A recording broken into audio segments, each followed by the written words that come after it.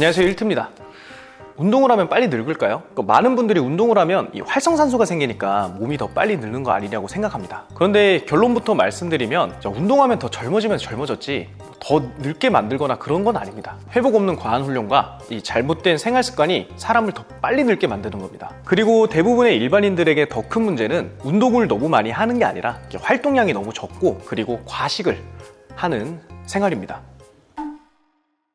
첫 번째, 노화의 핵심 활성산소. 우리 몸에서 활성산소는 어떻게 만들어질까요? 미토콘드리아가 에너지를 만드는 과정에서 생깁니다. 조금 쉽게 말씀드리면 우리 몸은 살아있는 동안 계속 에너지를 만들어야 합니다. 그러니까 숨을 쉬는 것도 마찬가지고 움직이는 것도 생각하는 것도 심장이 뛰는 것도 소화를 하는 것도 전부 에너지가 필요합니다. 그리고 그 에너지를 만드는 공장이 바로 세포 안에 있는 미토콘드리아입니다. 그런데 이 미토콘드리아가 에너지를 만들 때 자연스럽게 활성산소가 생깁니다. 즉 활성산소는 특별히 몸이 망가졌을 때만 생기는 것이 아니라 우리가 살아서 에너지를 쓰는 동안 계속해서 생기는 물질입니다. 그래서 중요한 건 이 활성산소가 생기느냐 안 생기느냐가 아닙니다. 이 활성산소를 몸이 잘 처리하고 회복할 수 있느냐가 가장 중요합니다. 우리 몸은 끊임없이 에너지를 만들고 손상된 세포를 복구하고 염증을 조절하고 호르몬 균형을 유지해야 합니다. 이 과정이 잘 돌아가야 피부도 근육도 뇌도 혈관도 젊고 건강하게 유지될 수 있습니다. 즉 활성산소 자체가 문제라기보다 이 활성산소를 제대로 처리하지 못하는 상태가 노화를 촉진하는 핵심입니다.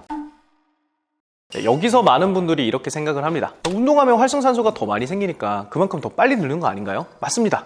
운동을 하면 활성산소는 더 많이 생깁니다. 왜냐하면 이 운동을 하면 평소보다 훨씬 많은 에너지를 써야 하고 그만큼 미토콘드리아도 더 많은 일을 해야 하기 때문입니다. 그런데 여기서 중요한 포인트가 있습니다. 적당한 운동에서 생기는 활성산소는 우리 몸을 망가뜨리는 독이 아니라 오히려 몸을 더 강하게 만드는 신호가 될 수 있다는 점입니다. 운동을 하면 우리 몸은 이 정도의 자극이 들어왔구나. 그럼 다음엔 더 잘 버틸 수 있게 준비를 해야겠다. 이런 항상성 작용으로 적응을 합니다. 그러니까 그 과정에서 우리 몸의 황산화 효소 시스템이 강화되고 스트레스 대응 능력이 좋아지고 활성산소를 더 잘 처리할 수 있는 몸으로 바뀌게 됩니다. 즉 적당한 운동에서 생기는 활성산소는 노화를 촉진하는 게 아니라 오히려 몸이 노화를 최대한 막을 수 있도록 적응하는 신호보다 좋은 단어가 있을까? 적응할 수 있도록 합니다.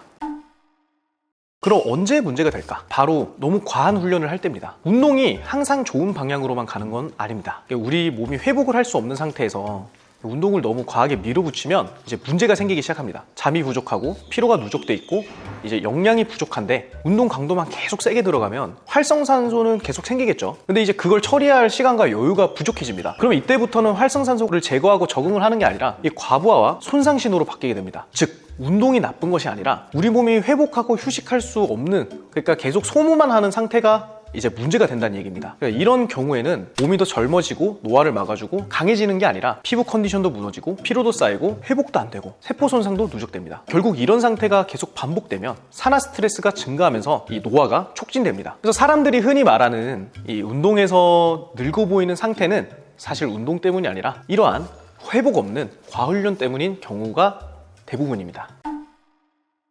그럼 안 움직이면 중단은 하는 거 아니에요? 절대 아닙니다. 오히려 대부분의 일반인들에게는 운동 부족이 더 큰 문제입니다. 그러니까 많은 분들이 운동하면 활성산소가 생기는 걸 걱정하면서 정작 몸을 움직이지 않는 생활이 몸을 어떻게 망가뜨리는지는 너무 가볍게 생각합니다. 그런데 활동량이 부족해지면 이 몸의 에너지 시스템 자체가 점점 비효율적으로 바뀝니다. 미토콘드리아 기능은 떨어지고 혈당 조절 능력도 나빠지고 염증은 늘어나게 되고 회복력도 떨어집니다. 그러니까 중요한 건 안 움직인다고 활성산소가 안 생기는 게 아니라는 점입니다. 우리 몸은 이 살아있는 동안 계속 에너지를 쓰고 있기 때문에 활성산소는 계속해서 생깁니다. 그런데 이제 움직이지 않는 생활 습관은 이 활성산소를 잘 정리하고 회복하는 능력이 점점 떨어지게 됩니다. 그러니까 쉽게 말하면 계속 쓰레기는 나오는데 청소하는 능력은 점점 약해지는 겁니다. 그러니까 오히려 산화 스트레스가 증가되면서 노화가 촉진되기 쉬운 몸으로 됩니다. 자, 그런데 여기서 과식까지 들어가면 최악으로 갑니다. 많이 먹기만 하면 연료만 많이 넣어서 그만큼 써야 되는 에너지가 훨씬 많아지는데 처리할 능력이 떨어지니까 훨씬 노화가 촉진됩니다. 그럼 안 움직이고 덜 먹으면 되는 거 아니에요? 그것도 아닙니다. 그러니까 겉으로 보면 안 움직이고 적게 먹으면 체중은 줄 수는 있어요.